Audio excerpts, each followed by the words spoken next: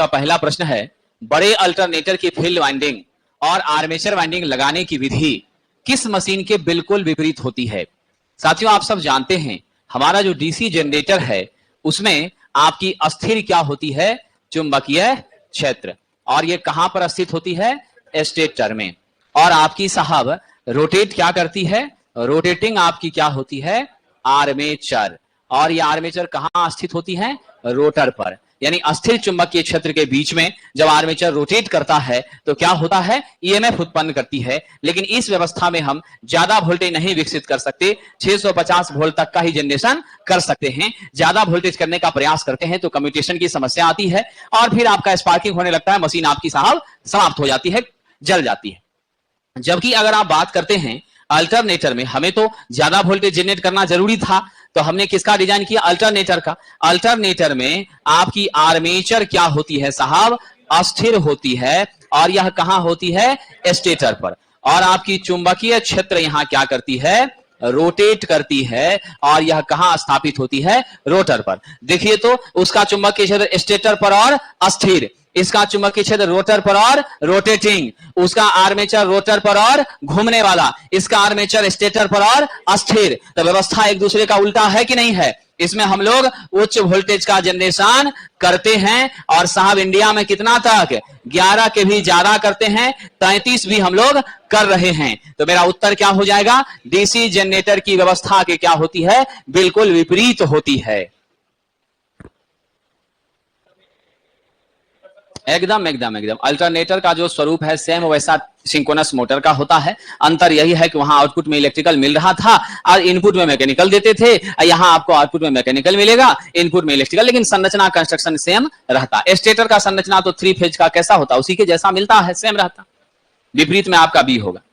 यानी पृथक उत्तेजित है तो पृथक उत्तेजित में तो हम अलग से एक्साइटेशन देते हैं, है कि नहीं है? तो अलग से एक्साइटेशन देते हैं तो इस वाइंडिंग से हमारा कोई लेना देना रहता नहीं है, समझ गए? तो आपका यहां भी है और ये आपका जनरेटर है ना जी। तो टर्मिनल वोल्टेज हमको भी मिला, करंट आईए, यहां ईए, रजिस्टर आर ए। तो क्या हो जाएगा साहब? ईए बराबर आपका भी प्लस आईए आर ए, भी बराबर ईए माइनस आईए आर ए, बस यही होगा। तो अब यहां पर धारा कितनी दे दी गई है? आपका आईए आईएल बराबर, तो मेरा आईए ही यहां क्या है? 20 एम्पियर है। वोल्टेज आपका कितना मिल रहा है? 200 वोल्ट मिल रहा है। आर्मेचर प्रतिरोध कितना है आपका साहब जी? 0.5 ओम है। आपको कह रहा है उत्पादित वोल्टा ईए निकालने के लिए सूत्र होता है भी प्लस आईए आर ए। तो 200 आप प्लस क्या करिएगा? 0.5 गुना 20, यही ना जी। तो क्या हो गया? 10, यानी 210 वोल्ट हो गया। उत्तर आ गया ए नंबर।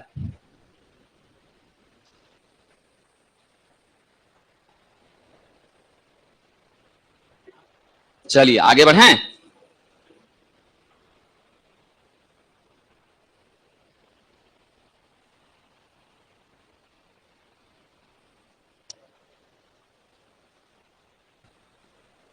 अगला प्रश्न है, हॉट प्लेट में हीटर प्लेट किस पदार्थ का बना होता है?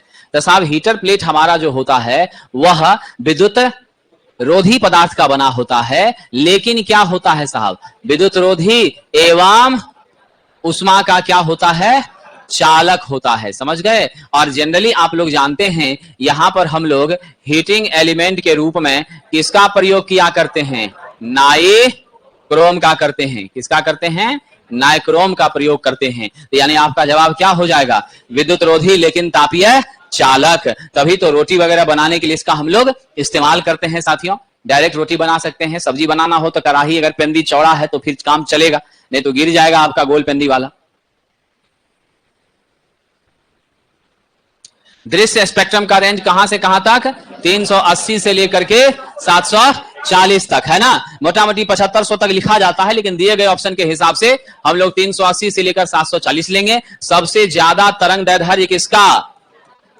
ज्यादा तरंग दैर्ध्य आपके लाल का। लेकिन आवृत्ति क्या होती है? कम। क्या होती है? सबसे कम। और साहब जी सबसे कम तरंग दैर्ध्य किसका? आपका बैगनी का, है ना। और आवृत्ति इसकी क्या होती है? सबसे ज्यादा होती है। तरंग दैर्ध्य और आवृत्ति ही हमारे रंगों का स्वरूप को क्या करता है, निर्धारित करने का काम करता है, और इसी रेंज के प्रकाश की तरंगों को हम देखने में सक्षम होते हैं साथियों। सबसे पसंदीदा हमारा कौन सा होता है, हरा और पीला होता है, जिसको हमारी आंख जो है बहुत सुगमता से देखती है, आंख पर कोई तनाव पैदा नहीं होता है। कह रहा कि 8 पोल का डीसी जनरेटर है, तरंग कुंडलन की गई है, तो ए बराबर क्या हो गया 2, पी बराबर कितना हो गया 8। 32 कुंडलियां हैं, प्रत्येक कुंडली में कितने टर्न है साहब, 6 टर्न है, तो टोटल कंडक्टर कितना हो जाएगा बताइए, 32 गुना क्या हो जाएगा 192 हो गया। उसके बाद आपको फ्लक्स का मान 0.06 वेबर दिया है और स्पीड क्या कह रहा है 200 आरपीएम है। आपसे पूछ रहा है ईए का मान, कहां पर 250 लिखा है, चेक कर लेते हैं विद्यार्थी जी कौन सा सही है। 250 आरपीएम ही सही मान है, ठीक है। तो हम लोग कितना लेके चलेंगे 250, तो मेरा यहां क्या हो जाएगा 250 आरपीएम। अब हम लोग क्या करेंगे, ये का मान क्या होता है P5NZ/60 A होता है, पुट कर दीजिए, P 8 है, फाइ 0.06 है, N 250 है और Z 192 है, अब बटा 60 गुना 2 हो गया। सिंप्लीफाई करिए, देखिए तो कितना मान आता है 192 आता है।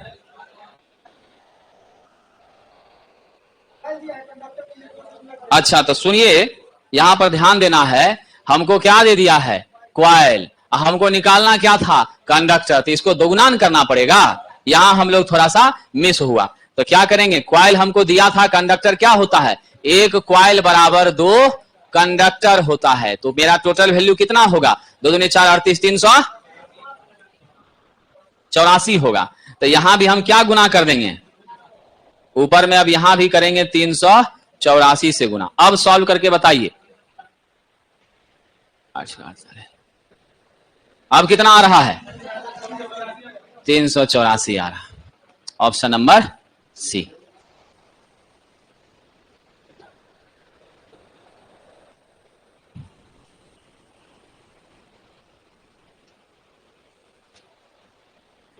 चलिए आगे बढ़ें।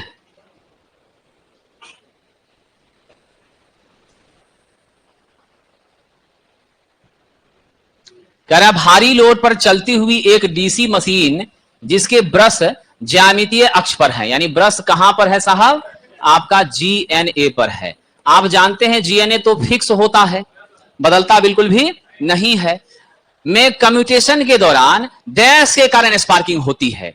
अगर यह जो मेरा ब्रश है, कम्यूटेशन के दौरान मेरी एमएनए का पोजीशन बदल रहा है, अगर हम एमएनए के साथ में इस ब्रश को शिफ्ट करने देते हैं तब तो मेरा स्पार्किंग नहीं होगा। क्या होगा तब, स्पार्किंग नहीं होगा। लेकिन अगर हम इसको शिफ्ट करने नहीं देते हैं, यहीं पर फिक्स रख लेते हैं, तो मेरा स्पार्किंग श्योर होगा ही होगा। तो यानी स्पष्ट है साहब, कुंडली पर उच्च धारा घनत्व, तो ये तो बहुत पॉजिटिव नहीं है।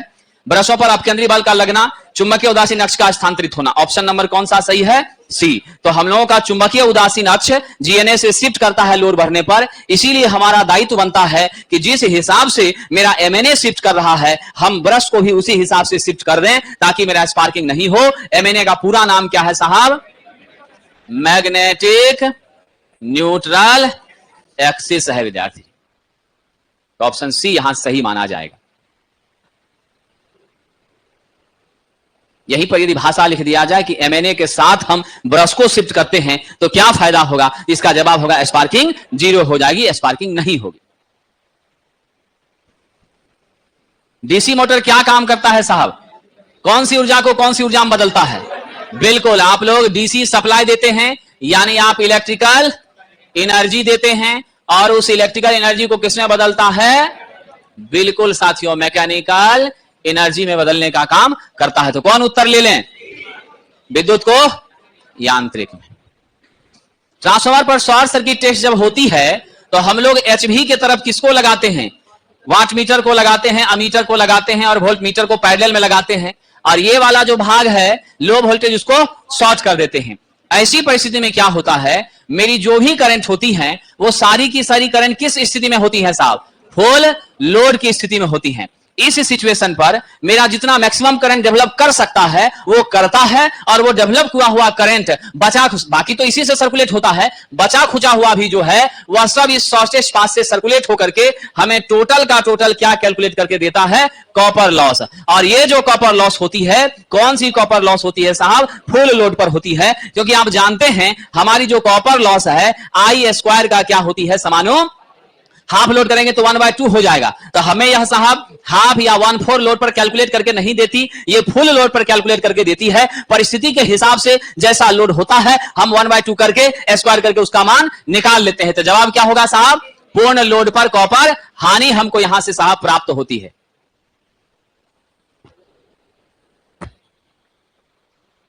आगे बढ़िए। स्टेप अप ट्रांसफार्मर आप सब जानते हैं, स्टेप अप ट्रांसफार्मर में क्या होता है, मेरा जो साहब प्राइमरी है उसमें टर्नों की संख्या कम होती है, सेकेंडरी में टर्नों की संख्या अधिक होती है। आप सब जानते हैं V1 I1 V2 I2, हमारे ट्रांसफार्मर में क्या होता है, V1 I1 बराबर V2 I2 होती है।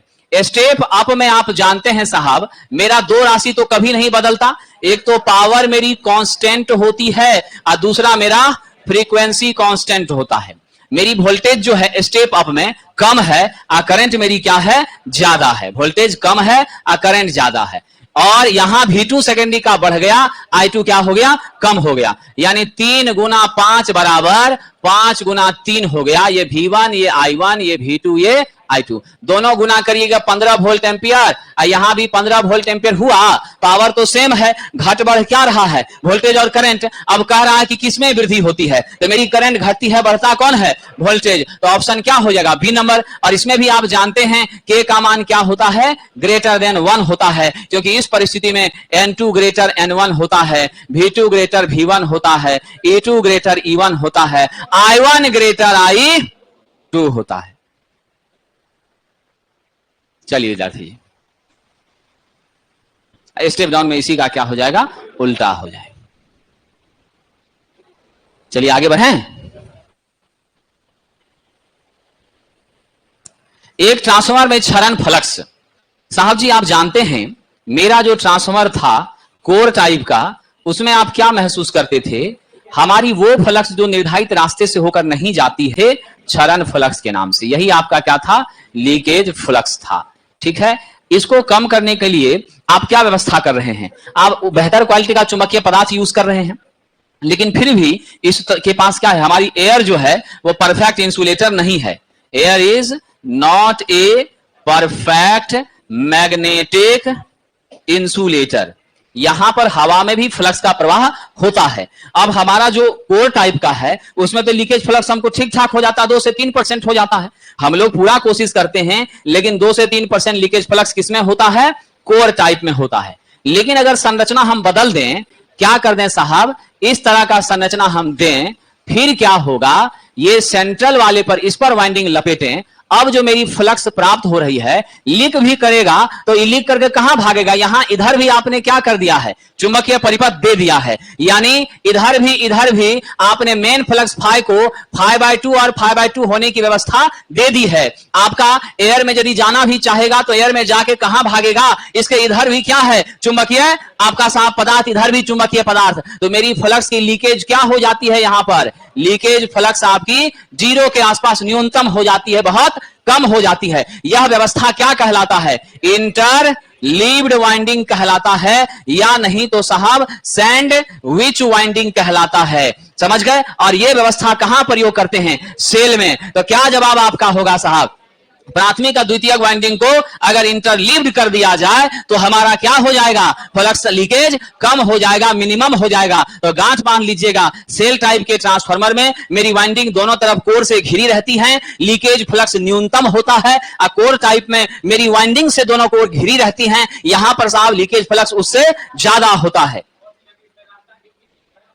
तो 2 रास्ता मिल रहा है, तभी ना बढ़िया से जा रहा है, इधर उधर भागने का जरूरत नहीं पड़ रहा। एक ही रास्ता है तो भागदौड़ मच जाता है, और उधर भी गेट खोल देंगे तो भीड़ गैदरिंग कम होगा। समझ गए कि नहीं। तो वही कंसेप्ट यहां भी लागू होता है।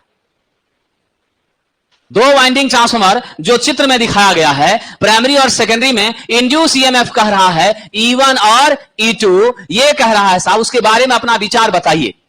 विद्यार्थी जी, यदि हम वोल्टेज की बात करेंगे तो नेचुरली एंटी फेज में होता है, इसमें कोई शक नहीं है, लेकिन इस क्वेश्चन में लॉजिक है। इस क्वेश्चन में आपको एक बिंदा दे दिया है, डॉट दे दिया है। इस डॉट का मीनिंग है साहब, ये डॉट इधर से आपका क्या है, एंटरिंग, उधर से क्या है साहब, लिविंग, है कि नहीं है। तो जब आपका डाउट क्या है, ध्यान रखिएगा, इसके रिगार्डिंग भी हमारा E1, इसके रिगार्डिंग आपका E2। तो विद्यार्थी जी हमेशा याद रखिएगा, यदि हमारी एक एंटरिंग एक लिविंग पर रहे तो एडिटिव पोलैरिटी होता है, समझ गए। और यदि दोनों सेम सेम रहे तो क्या होगा, ध्यान रखिएगा, आपका यहां पर एंटरिंग है, यहां पर क्या है, लिविंग है। और आपका डॉट के हिसाब से हम किसको चयन करते हैं, पोलैरिटी को साफ चेक करते हैं। तो याद रखिएगा, यहां पर जो वोल्टेज का मान है वह किस पर निर्भर कर रहा है, आपके पोलैरिटी पर। और पोलैरिटी के दृष्टि से देखते हैं तो क्या यहां यूज हो रहा है, डॉट कन्वेंशन। तो विद्यार्थी जी इस डॉट कन्वेंशन में आप क्या महसूस कर रहे हैं, हमारी एसोसिएशन जो फ्लक्स की होगी यहां पर,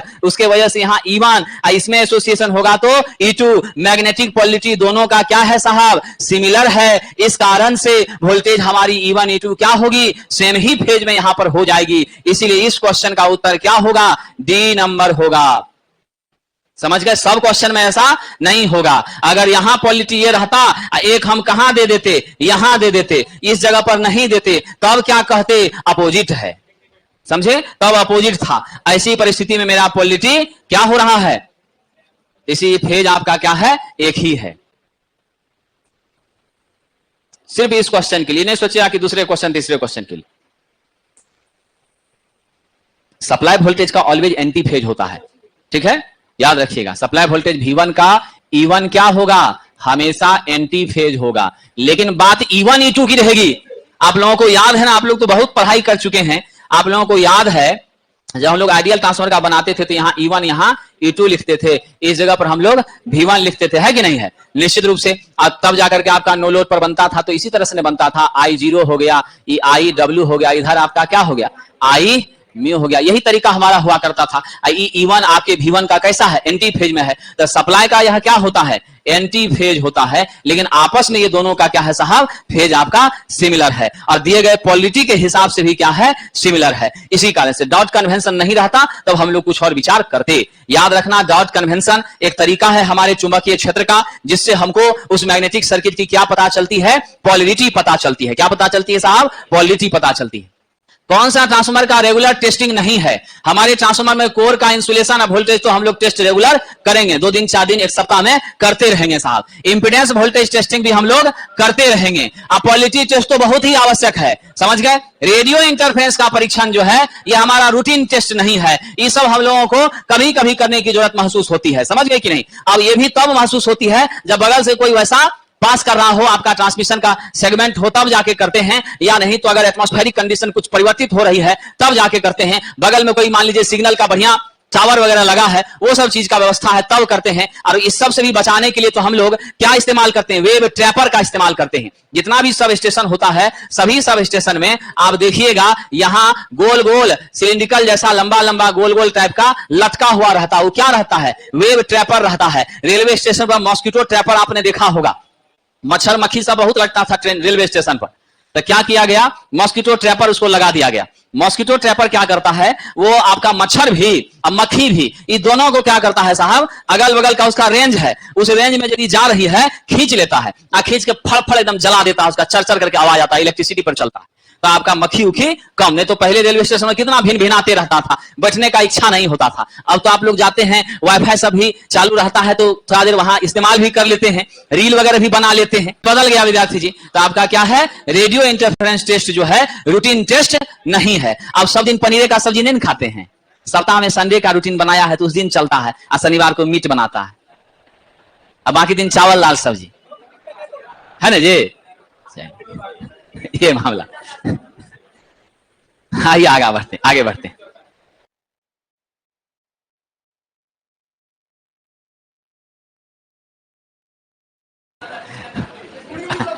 अच्छा अच्छा, चलिए।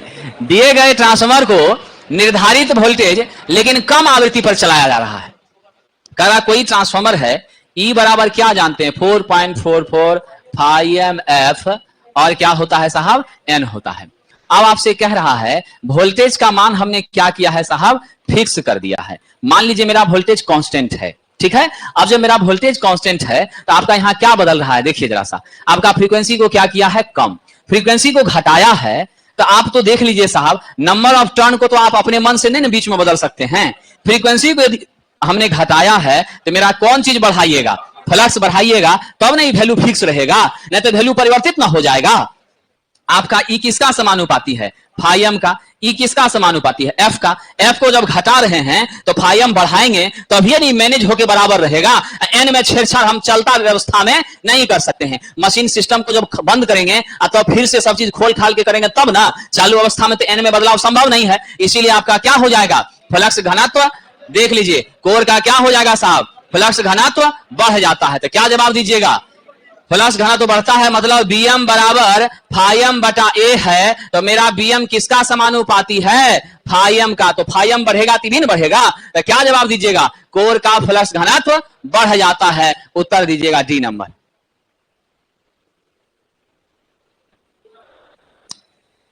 कम कहां से हो रहा है विद्यार्थी जी, कम हो जाएगा तो और ना घट जाएगा। आयरन लॉस के लिए यहां वोल्टेज की बात हो रही है ना, तो हम कहां से आयरन लॉस पर जाएंगे, ठीक है।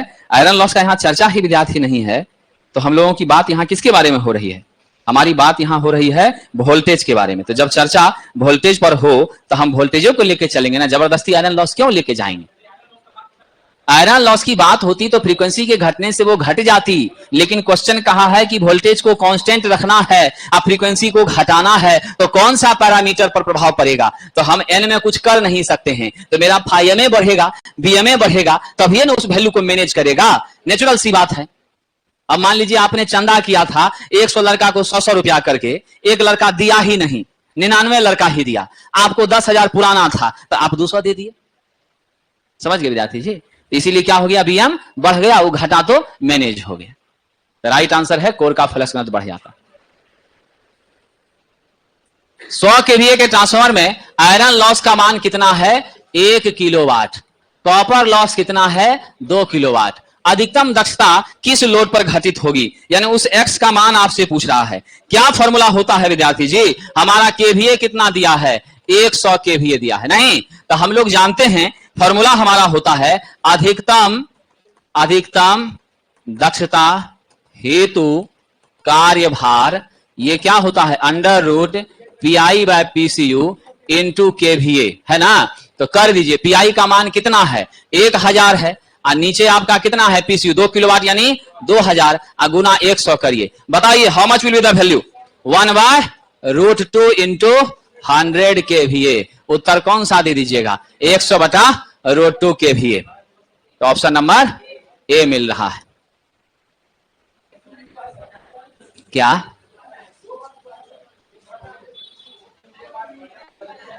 100 इंटू √2 ना है जी, तो फर्स्ट है ना 100/√2, इसका छोड़िए नहीं मिस हो गया है, यहां भी 100/√2 होगा, टाइपिंग मिस्टेक है, ठीक है ना। तो क्या उससे दिक्कत, डबल डबल नहीं दिया है, हिंदी इंग्लिश कर दिया है, तो इसमें मैथमेटिकल में हिंदी इंग्लिश करने का जरूरत नहीं था, ये तो जो था एक ही को रखना चाहिए था। आप तो शिक्षित व्यक्ति है ना, तो आपको तो यहां मिल रहा है 100/√2 केवीए, इसके अलावा कोई विकल्प आपके लिए उचित है भी नहीं। प्रेरण मोटर के केस में रोटर के स्टेटर के साथ मैग्नेटिक लॉकिंग होने की संभावना रहती है। इस संभावना से बचने के लिए हम क्या करते हैं साहब, स्क्यूड यानी तिरछा बार का प्रयोग करते हैं, और यह व्यवस्था कहां पर स्क्वायरल केज टाइप रोटर में। कैसा साहब, squirrel cage type induction motor में हम यूज करते हैं, और नॉर्मली हमारी जो होती है स्टेटर स्लॉट से कितने कोण पर झुकी रहती है, याद रखिएगा 45 डिग्री के कोण पर झुकी होती है। ऐसा करके हम लोग मैग्नेटिक लॉकिंग से बचाने का काम करते हैं। मेरा इंडक्शन मोटर आप जानते हैं साहब, हमारा जो इंडक्शन मोटर है 3 फेज इंडक्शन, उसमें किसी भी हाल में एनआर जब भी होगा एनएस से क्या होगा, कम होगा। यह भी जानते हैं कैसी मशीन है सरकार, सेल्फ स्टार्टिंग होती है। कैसा है साहब, तो सिंगल एक्साइटेड मशीन है। कैसी मशीन है? सिंगल एक्साइटेड मशीन है। सिर्फ और सिर्फ इसके स्टेटर को क्या देते हैं? 3 फेज एसी देने का काम करते हैं विद्यार्थी जी। 50 हर्ट्ज 440 वोल्ट प्रेरण की चाल 950 है, यानी एनआर का मान कितना दे दिया? 950 आरपीएम दे दिया। पोल कितना है? 6 है। फ्रीक्वेंसी कितना है? 50 हर्ट्ज है। साहब सबसे पहले हम एनएस निकालेंगे, 120 एफ/पी करेंगे। 120 गुना 50 बटे पोल कितना है? 6। तो क्या हो गया? 1000 आरपीएम आ गया। आपसे कह रहा परसेंटेज स्लिप, तो परसेंटेज स्लिप बराबर NS minus NR by NS गुना 100। साहब क्या करिएगा? 1000 माइनस 950 बटे 1000 गुना क्या हो जाएगा? 100। सिंप्लीफाई कर लीजिए, 50 बटे 1000 गुना 100। 2 0 1 0 कट के कितना? 5% आपका क्या आ रहा है? स्लिप आ रहा है। क्वेश्चन बन गया था जी तुम लोगों से। ड्रीम 11 तो आया है कि नहीं? वो लड़का नजर नहीं आ रहा है, नहीं आया है।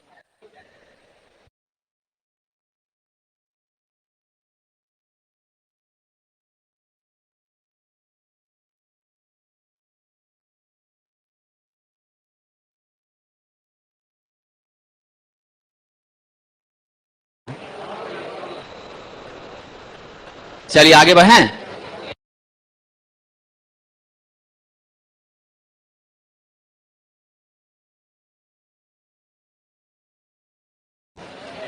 चलिए, एक 3 फेज 440 वोल्ट 50 है इंडक्शन मोटर का स्लिप, यानी आपको स्लिप दे दिया है 3% 0.03।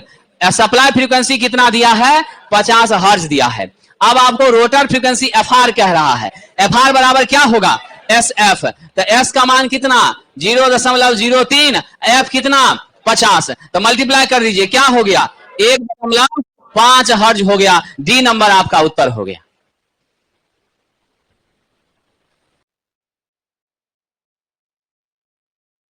चलिए आगे बढ़ें।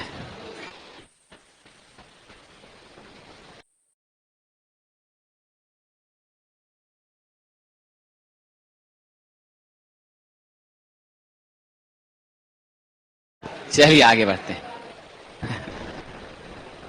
आइए साहब।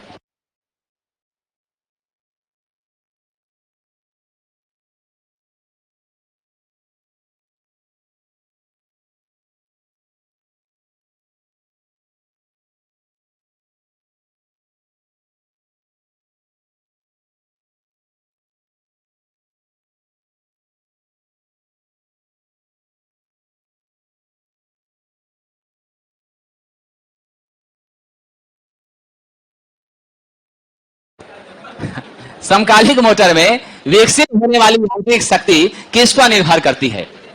तुल्यकालिक मोटर में जो मैकेनिकल पावर हमारा विकसित हो रहा है वह क्या होता है साहब? किस पर निर्भर करता है? बताइए किन चीजों पर साहब जी? What should be the right answer? P बराबर याद है E0 V by x s sine delta ना, यानी लोड पर निर्भर तो करता ही करता है, लेकिन मेरी डीसी एक्साइटेशन का भी क्या होता है? बहुत बड़ा रोल होता है। इसीलिए ऑप्शन नंबर कौन होगा सही? ए सही होगा। और ये मैक्सिमम कब मिलेगा? जब डेल का मान 90 हो जाए। बिना उत्तेजन के सिंगल फेज सिंक्रोनस मोटर, तो आपको याद है सिंगल फेज सिंक्रोनस मोटर यह जो है साहब, इसमें क्या होती है? यह सेल्फ स्टार्टिंग होती है। और तो और साथियों ध्यान रखिएगा, नॉर्मली इसमें क्या होता है? तो आपको साहब जी स्टार्टर का प्रयोग करने की जरूरत नहीं पड़ती है, क्योंकि इसमें अलग से एक्साइटेशन भी हमको देना नहीं पड़ता है। एक्साइटेशन भी आपको देने की जरूरत नहीं पड़ती है। इस मशीन की विशेषता जरा समझ लीजिए, यह जो है सिंगल फेज एसी सप्लाई पर ही चलती है। इसका स्पीड भी क्या होता है? एनएस होता है। लेकिन यह कैसी मशीन है साहब? छोटी मशीन है। जहां कहीं भी आपको छोटी मशीन यानी कम छोटे साइज का लेकिन कांस्टेंट स्पीड की संरचना की जरूरत महसूस होती है, वहां पर इसका प्रयोग करते हैं। दो तरह का होता है, एक होता है रिलक्टेंस टाइप और दूसरा क्या होता है, हिस्टेरेसिस।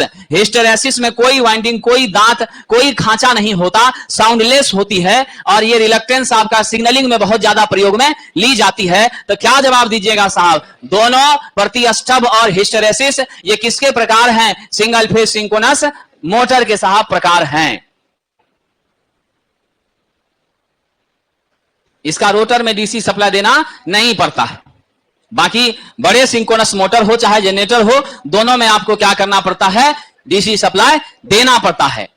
कह रहा कि सिंगल फेज इंडक्शन मोटर की गति n आरपीएम है, सिंक्रोनस गति क्या है? ns है। फॉरवर्ड फील्ड में विसर्पी स्लिप s है। तो आपको कह रहा है साहब बैकवर्ड में क्या होगा? यानी आपका SF बराबर ns माइनस nr बटे आपका कितना साहब? ns, जो कि s के बराबर ही दे दिया है। आपको बैकवर्ड पूछ रहा है तो विद्वानों बैकवर्ड में nr क्या हो जाता? माइनस माइनस nr हो जाता है, तो प्लस हो जाएगा, स्वाभाविक सी बात है। तो ऐसी परिस्थिति में आपको मैंने बताया हुआ है SB बराबर 2 माइनस एस हो जाता है साहब। तो राइट आंसर क्या दे दीजिएगा? डी नंबर विद्यार्थी जी। बहुत बहुत धन्यवाद। बड़े